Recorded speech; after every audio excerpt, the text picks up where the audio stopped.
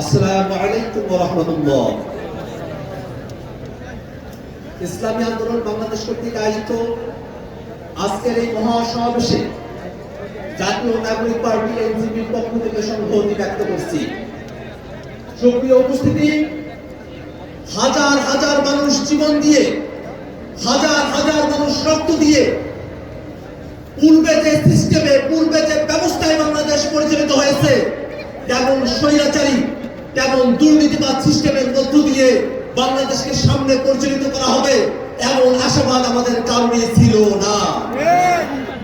নতুন যে বাংলাদেশ, এই বাংলাদেশ নতুন ব্যবস্থায় পরিচালিত হবে, নতুন সিস্টেমে পরিচালিত হবে। নতুন বাংলাদেশে কোন দুর্নীতিবাজ, কোন চাঁদাবাজ, কোন টেন্ডারবাজের জায়গা হবে না। সুপ্রিয় উপস্থিতি, দীর্ঘ সময় ধরে বাংলাদেশ যে মুজিববাদী সংবিধান দিয়ে পরিচালিত হয়েছে, সেই মুজিববাদী সংবিধান বাংলাদেশে আর চলতে পারে না। নতুন সংবিধান প্রণয়নের জন্য অবশ্যই বাংলাদেশে গণপরিষদ নির্বাচন আয়োজন করতে হবে। সুপ্রিয় উপস্থিতি, বাংলাদেশের দুইটি পার্লামেন্টের কথা বলা হয়েছে, উচ্চ কক্ষ এবং নিম্ন কক্ষ।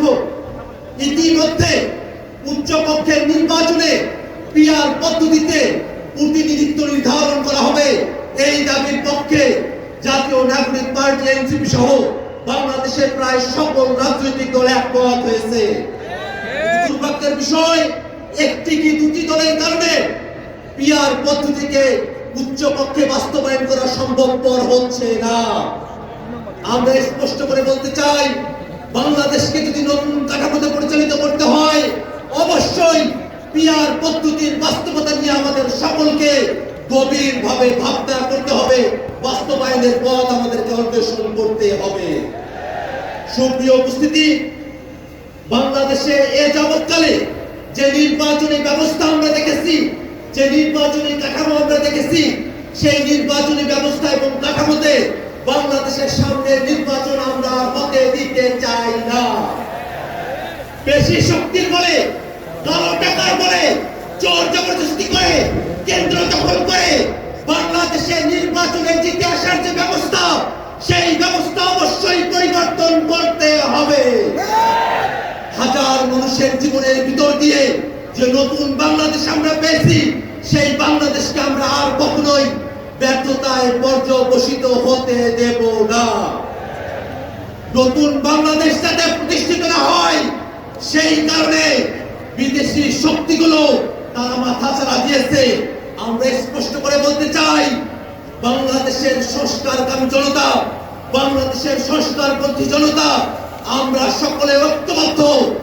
বিদেশি হোক, দেশি হোক, কোন শক্তি বাংলাদেশের সংস্কারের আন্দোলনকে দাবায়ে রাখতে পারবে না।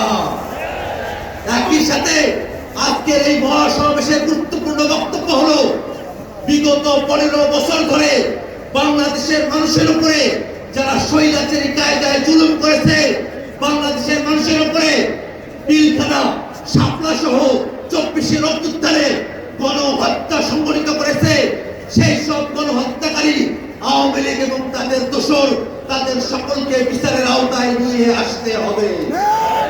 সম্মানিত উপস্থিতি, বাংলাদেশের সংস্কার এবং বিচারের মধ্য দিয়ে নতুন বাংলাদেশ প্রতিষ্ঠিত হবে।